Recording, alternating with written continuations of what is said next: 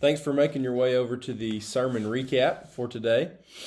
We've continued through the Sermon on the Mount on the past few Wednesday nights, and really the sermon series has really turned into the Beatitudes series. I've been preaching on one verse at a time, and so we'll see how that shakes out. But if I continue that way, we'll be in the series for a very long time. But for at least right now, it's the Beatitudes. And we looked at Matthew chapter 5, verse 5, Wednesday night. It says, "Blessed are the meek, for they shall inherit the earth." And we had a lot to unpack with that. But basically, we looked at three main points about the word meek and the verse in general. Blessed are the meek, for they shall inherit the earth. First of all, we looked at what it does not mean to be meek. It's not maybe what our mind thinks of. It's not weak, physically weak, emotionally weak, or mentally weak. It's not being a coward or spineless or timid. It's not being indecisive or wishy-washy or lacking confidence or shy or withdrawn or anything like that. It's not being merely just nice to anyone. So those are some misconceptions about maybe being a meek person. It may seem like a negative connotation to be meek, but we know that it's not, because Jesus here says that you're blessed if you're meek. So what does it mean? Well, in the Greek, it's defined as a soothing medicine or tame animal. And John Wycliffe even translated the verse to say, "Blessed are mild men." So what I wanted the youth to think about is kind of this middle ground between overly aggressive and not aggressive at all. We're looking for this spiritual middle ground. As you know, medicine, if underused, is ineffective, but if overused, is very dangerous. But used with the right amount, it works perfectly. Just like an animal. If overly aggressive, is a rabid animal. But if not aggressive at all, it's probably going to be taken advantage of or even killed by another predator or animal. So we're looking for this middle ground. This place where we recognize our standing with God, and even though we've been given the power of Jesus Christ, His righteousness imputed onto us, the power of the gospel to carry the gospel, we don't use it in an aggressive way, but we just simply trust God. As the title of the sermon suggests, and I haven't mentioned it yet, the title that we had was Power Under Control. So it's this great, immense power that we must control as Christians carrying the gospel. Now, nobody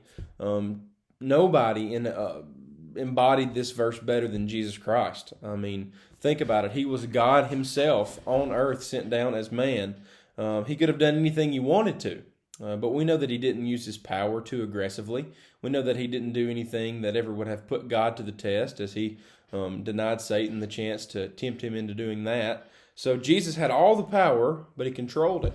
But we also know that He wasn't ineffective. He didn't not do anything. He didn't just walk around and never say anything or never be bold or never do anything. So He had a perfect middle ground here of not abusing His power, but also not using it at all. We see examples of times when He could have used His power and didn't. When He was confronted by Pilate before His crucifixion, when He was betrayed by Judas, when He was denied by Peter, and when He was crucified. And all those times He didn't defend Himself. He didn't strike them down with lightning or anything like that, yet He just let it be. And He prayed and even asked God to forgive them.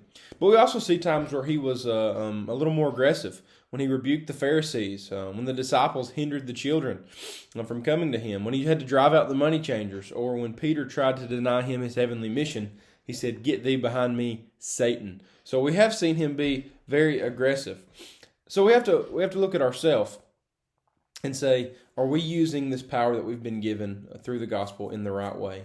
Have we found this spiritual middle ground? Now in Psalm 37:11, it actually quotes basically Matthew 5:5. That's what Jesus quoted. And at that time, the Israelites were living in the land that was possessed by another nation, an evil nation.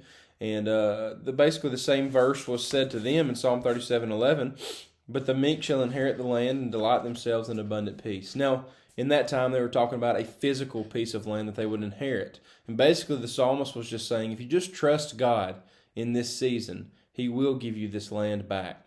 Now, this trust of God wasn't an inactive faith, but it also wasn't necessarily an over-aggressive faith. And so I think that's where Jesus Christ was wanting us to get when he was preaching this Sermon on the Mount.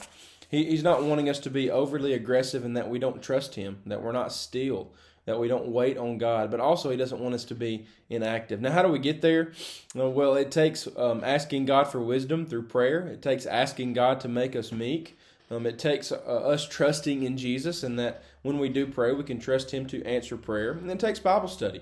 I mean, for instance, the verses 3, 4, and 5 of the Beatitudes, we might have read as separate entities before, but now that we've read them together, we know that being poor in spirit means we recognize our standing before God. That makes us mourn over our sin. And if we're a person that's mourning and broken over our sin and recognize our standing, we're naturally going to produce a meek demeanor and live a meek lifestyle. And Jesus says, "Blessed are the meek, for they shall inherit the earth." Now, the earth we're talking about here is not the physical piece of land that was being talked about with the Israelites, but it is heaven and the eternal new earth that we're going to inherit one day. So we definitely want to be that. We want to be inheriting new earth. So it's a question of salvation or not salvation. So if you're wondering, well, maybe I'm not meek. Maybe I don't know if I'm meek, or how do I become meek? Well, pray, trust Jesus, and study your Bible.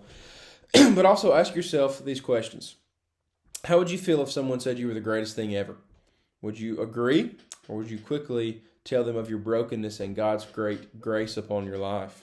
Or what if someone said you were a vile sinner? Would you agree with that, or would you quickly defend yourself?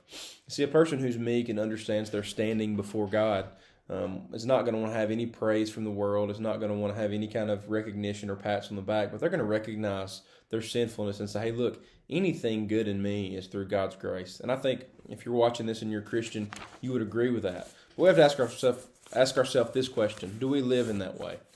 So thanks for watching today. Today's one a little bit longer than normal, but we'll be back in the Sermon on the Mount next time, coming up next week in Matthew chapter 5, verse 6, as we walk through the Beatitudes and the Sermon on the Mount as a whole. Thanks for watching.